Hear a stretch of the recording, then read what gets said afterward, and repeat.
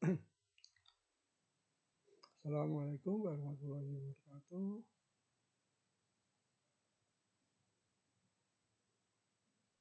Jumpa lagi dalam kuliah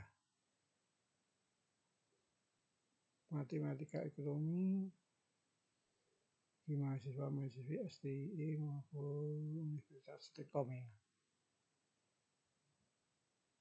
Pada pertemuan yang ke-8 ini kita akan melaksanakan ujian tengah semester ya.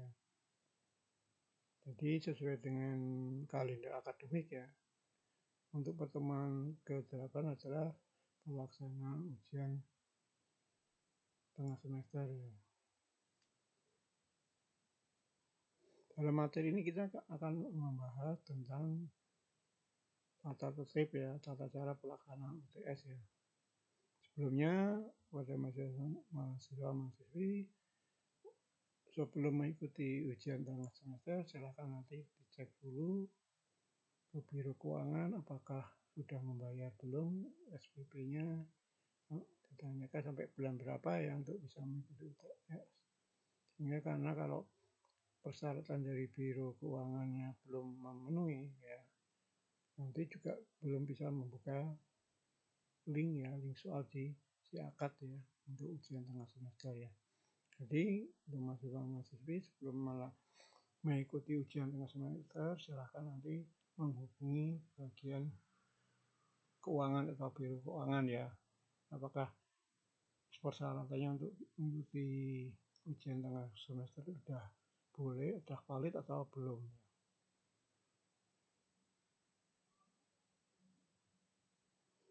Dan selanjutnya untuk tata tertib untuk pelaksanaan ujian adalah yang pertama password ya. Jadi nanti untuk masuk ke materi ujian nanti ada passwordnya, itu passwordnya adalah akuntansi ya. Jadi untuk password ujian tengah semester matematika ini adalah passwordnya adalah akuntansi, huruf kecil semuanya.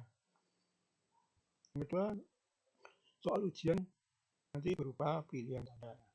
Kenapa dipilih soal ganda? Karena memudahkan kita ya nanti untuk memberikan nilai lebih cepat ya. Jadi kalau nanti pilihan ganda, semuanya kalau udah submit bisa langsung keluar nilainya ya biasanya. Sehingga mahasiswa bisa mengetahui nilainya berapa. Juga ini juga sebagai anjuran juga dari Kementerian ya, Kementerian Pendidikan Tinggi untuk pelaksanaan ujian online itu diusahakan untuk memakai cara pilihan ganda ya. Karena juga selain menghemat waktu, memudahkan kita untuk menilai dengan cepat ya. Jumlah soal nanti adalah sekitar 20 soal ya. Jadi soal untuk ujian tengah semester nanti sekitar 20 soal untuk pilihan ganda ya. Terus waktu pengerjaannya nanti mulai tanggal 25 November ini 2024 sampai dengan 7 Desember 2024 ya. Jadi waktu pengerjaannya adalah 2 minggu ya. Jadi kenapa waktu pengerjaan lama? Ini juga kesempatan ya bagi mahasiswa-mahasiswi di STI maupun Universitas Telkom, karena mungkin sebagian besar ya mahasiswa-mahasiswi di Universitas Telkom sudah bekerja ya. Jadi nanti kalau kita membuka waktu pengerjaannya pada waktu tertentu, mungkin semuanya tidak langsung bisa ikut semua ya, mungkin 20% atau nggak sampai 50%. Jadi untuk menghindari hal-hal tersebut ya, mungkin kita memberikan selang waktu yang panjang, juga nanti waktunya juga yang 24 jam ya. Jadi selama tanggal 25 sampai dengan 7 Desember itu waktunya sudah 24 jam full ya, cuma istirahat 15 menit ya per harinya. Jadi full ya, nanti silakan selama 2 minggu itu silakan cari waktu luang yang mungkin lebih nyantai ya, jangan terburu-buru dan waktu panjang. Itu silakan mencari waktu luang yang santai, bisa mengerjakan dengan bebas tenang, nggak akan mendapatkan nilai yang bagus ya. Jadi karena waktunya juga panjang.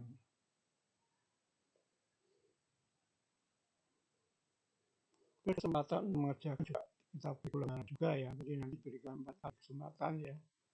Jadi uangnya pada pertama mungkin setelah disubmit nilainya kok dipenuhi harapan ya, maka bisa mengikuti kesempatan kedua dengan unsubmit ya. Soal pekerjaan pertama sehingga nanti bisa masuk ke kesempatan kedua ya. Sehingga bisa memperbaiki kok nilainya jelek kan. Dan seterusnya sampai 4 kali kesempatan. Jadi cuma kalau kita mengerjakan di kesempatan kedua, ketiga nilainya bagus, sampai keempat nanti nilainya tidak akan maksimal ya. Jadi mungkin ini akan dirasa daripada yang pada kesempatan pertama. Jadi mungkin maksimal yang pada kesempatan kedua, ketiga, dan keempat nilai maksimalnya adalah BPA ya. Atau nanti di tataran pakai angka ya 3,5. Kalau yang kesempatan pertama udah bagus ya nanti nilainya 4 atau 4. Untuk KM ya nilai apa? Nilai batas rendah ya. Jadi nilai kelulusan ya adalah 60 ya. Jadi 60 itu sudah lulus ya dengan setara dengan nilai C ya. Ya, tapi kenapa kok ya apa nilainya minimal B? Karena nanti di dunia kerja atau maupun memiliki karir ya, nilai C itu tidak akan dianggap para pemberi kerja maupun yang nanti untuk mengikuti jenjang karir ya, nanti kan diabaikan dulu yang nilai C, yang dicari nilainya di atas C dulu. Baru nanti kalau nilai di atas C tidak ada, baru diperhatikan. Jadi usahakan yang jangan mentok pada nilai C aja ya. Jadi usahakan minimal yang nilainya 70 ke atas ya, jangan B ke atas ya. Terus ini ada bank soal ya, jadi untuk memudahkan mahasiswa-mahasiswi untuk mempelajari materi dari 6 kali materi ya, nanti ada bank soal ya. Jadi saya ringkaskan soal-soal yang ada di materi kuliah ya, saya jadikan satu, dan soal-soal yang saja dari satu ini nanti akan keluar ya, ini sebagai bank soal ya, sebagai soal-soal yang akan keluar dalam ujian tengah semester. Jadi semua soal ujian tengah semester diambil dari bank soal. Jadi usahakan ya setiap mahasiswa untuk mempelajari dulu bank soalnya dulu sebelum mengerjakan ujian semester ya. Saya memahami baru silakan mengerjakan ujian tengah semester. Sebelum mengerjakan silakan berdoa, menggunakan masing-masing. Demikian pengantar ujian pelaksanaan UTS ya. Dan nanti ada hal-hal yang ingin ditanyakan atau yang mungkin ada yang mengganjal, silakan nanti jawab ke saya. Nanti kalau saya bisa menyelesaikan bisa jalan dulu, kalau bisa, kalau tidak bisa nanti saya menghubungi bagian admin ya, admisi akad ya. Jadi kalau nanti ada kendala silakan beri saya dulu, kalau bisa ya udah namanya, kalau nggak bisa jadi bagian si akad ya. Demikian pengantar ujian tengah semester selama mengerjakan, semoga mendapatkan yang baik. Wassalamualaikum warahmatullahi wabarakatuh.